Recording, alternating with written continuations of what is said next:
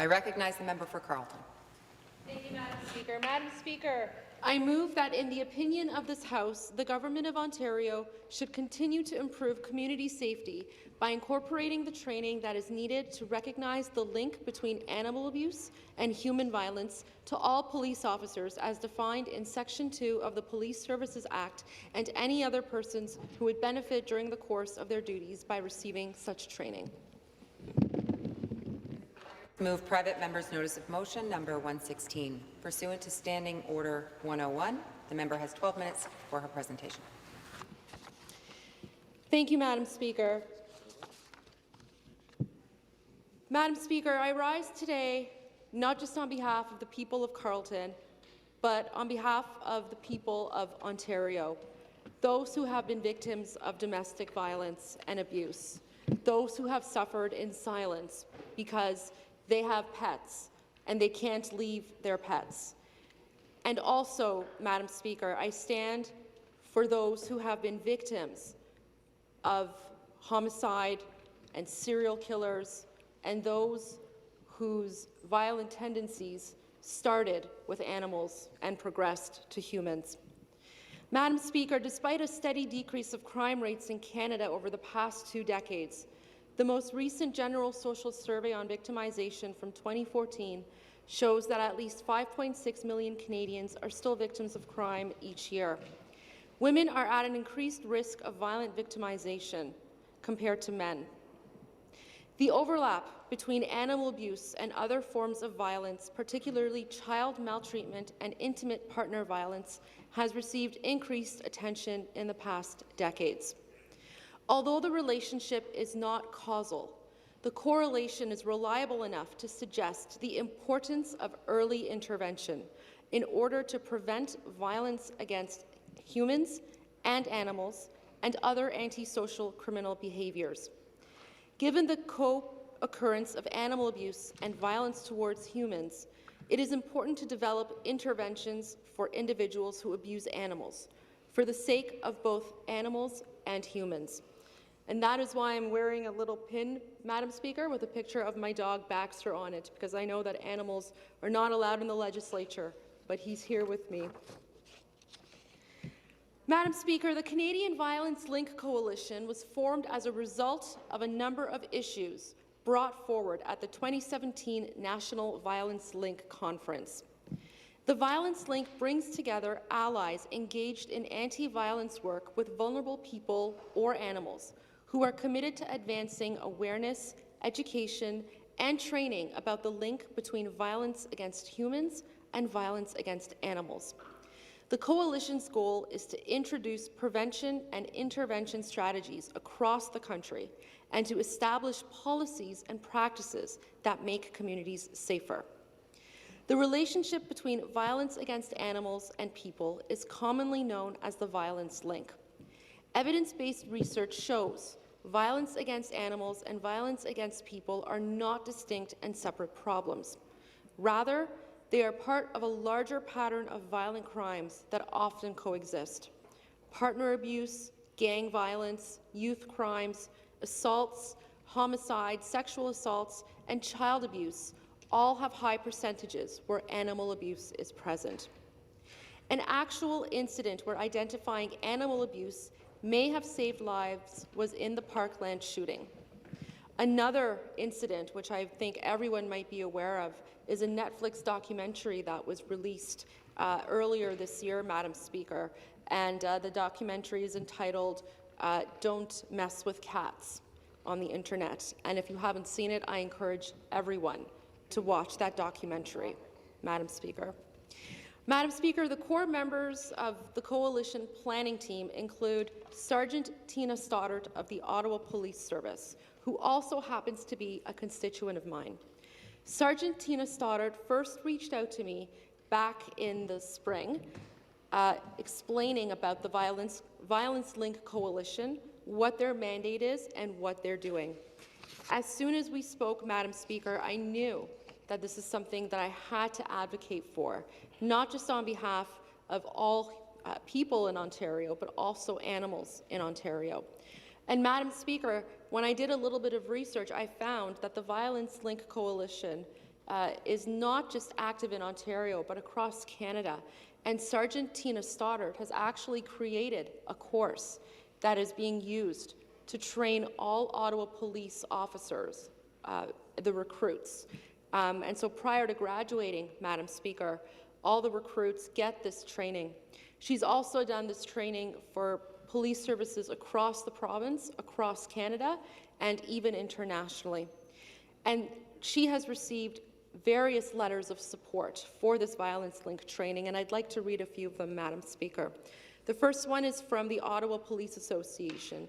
President Matt Scoff writes, "I'm writing on behalf of the Ottawa Police Association, which represents 2,000 sworn and civilian police personnel in the City of Ottawa. Without reservation, the OPA supports the proposal for violence link training of police personnel. This training is a critical tool assisting police personnel in the recognition of the link between animal abuse and human violence. The OPA is in support of the motion that further improves community safety by incorporating violence link training into the Police Services Act." Another letter from Bruce Chapman, who is president of the Police Association of Ontario, where President Chapman writes, "The PAO unreservedly endorses the violence link training proposal developed by Ottawa Police Service Sergeant Tina Stoddart, which aims to provide police personnel with the tools needed to recognize the link between animal abuse and human violence." Another letter of support from the Canadian Police Association, President Tom Stamatakis wrote, "I'm writing on behalf of the Canadian Police Association, an organization that represents over 60,000 frontline civilian and sworn police personnel across Canada. The CPA is pleased to endorse the violence link training proposal put forward by Ottawa Police Service Sergeant Tina Stoddart, which gives police personnel the tools necessary to recognize the link between animal abuse and human violence. This effort being made by Sergeant Stoddart is a perfect example of the leadership and initiative shown by professional police officers in this country." In reviewing Sergeant Stoddart's materials and presentation, I have found her to be both a passionate and effective advocate for this particular training, and I believe that if widely adopted, it would provide police personnel in any service with a broader perspective when conducting investigations, a perspective that will certainly help to discover hidden signs of domestic violence, both against animals and humans. Madam Speaker, I'd like to take a little bit of time now and review some of the literature regarding violence link training, because, as I mentioned earlier, Madam Speaker, the evidence might not be causal, but there are definitely signs and indications of correlations between animal abuse and domestic violence. There's a literature, and in the literature, Madam Speaker, it says, in instances of domestic violence where there is a pet in the home, higher reports of animal abuse are commonly documented. Post hoc studies of women in emergency shelters show that 44 to 89% of survey participants who owned pets stated that their abuser threatened to hurt and or killed their pet. One shelter study using a control group of women who had not experienced this sort of violence found that women residing in a domestic violence shelter were nearly 11 times more likely to report animal abuse than their counterparts. Pet abuse is also a sign of more severe domestic violence. Not only is the co-occurrence of pet abuse and domestic violence significant, there is mounting evidence showing that pet abuse in the home is linked to a higher quantity of domestic violence incidences and the presence of more severe abusive tactics. This consists of a complex range of controlling behaviors that include any combination of physical, emotional, sexual, and economic maltreatment, as well as isolation, blaming, intimidation, threats, and/or minimizing, denying behaviors. Other methods of psychological abuse may involve inflicted harm or threatened harm to a victim's pet and forcing intimate partners to engage in bestiality. There have been a few reasons identified for why men harm and kill companion animals, including demonstrating or confirming their power, expressing rage, punishing and terrorizing their partner, teaching submission, and discouraging women from leaving. Madam Speaker, those police officers who have received this violence-linked training have all reported about the positive benefits and the impact that this has had on them.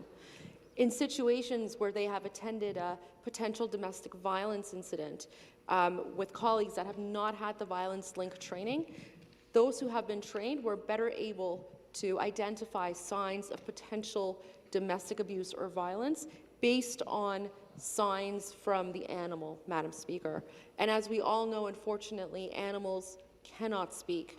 They cannot share their experiences. They cannot share what they're going through. So it is up to us, and it is our responsibility to make sure that we are trained to look at the signs, to understand the signs, and to make that correlation. If something doesn't pass the sniff test, Madam Speaker, then it should be investigated further.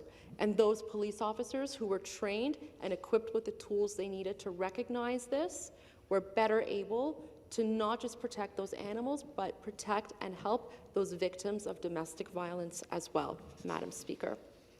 A large proportion of the literature on the violence link derived from retrospective surveys completed by women at emergency shelters for victims fleeing domestic violence. This literature has shown that concern for the well-being of their companion animals can affect the help-seeking behavior and subsequent actions of abused partners.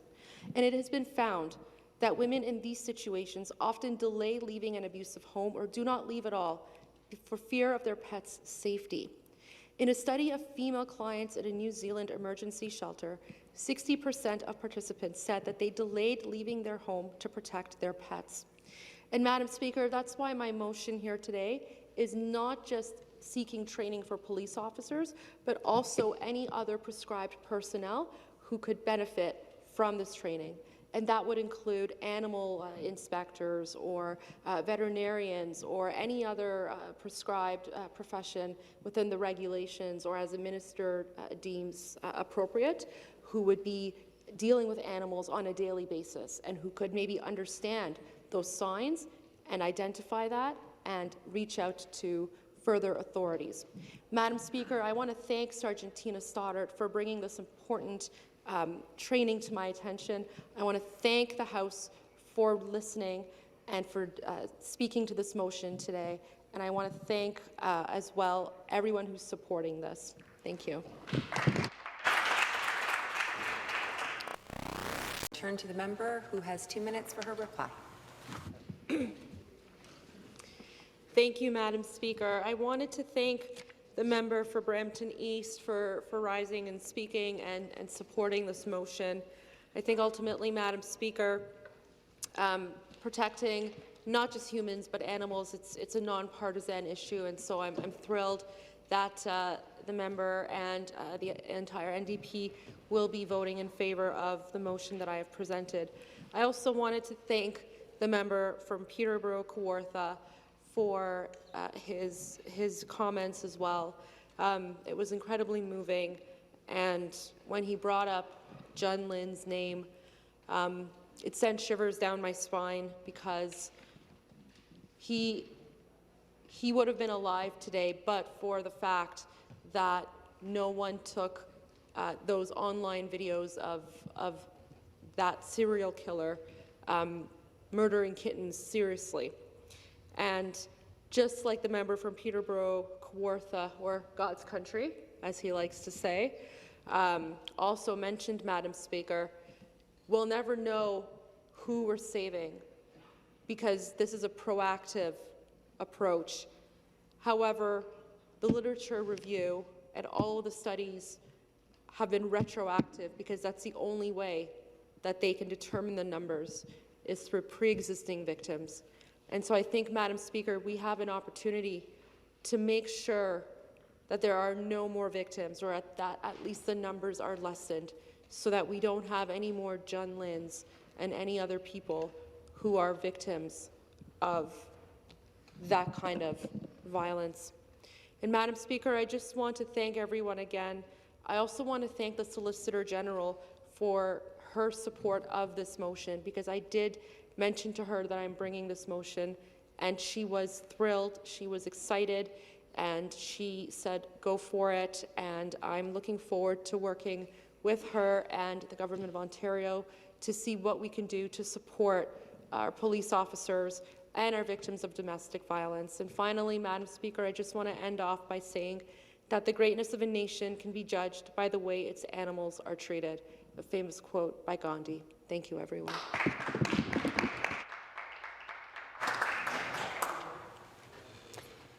The time provided for a private member's public business has expired. Ms. Ghamari has moved private member's notice of motion number 116. Is it the pleasure of the House that the motion carry? Carried. I declare the motion carried.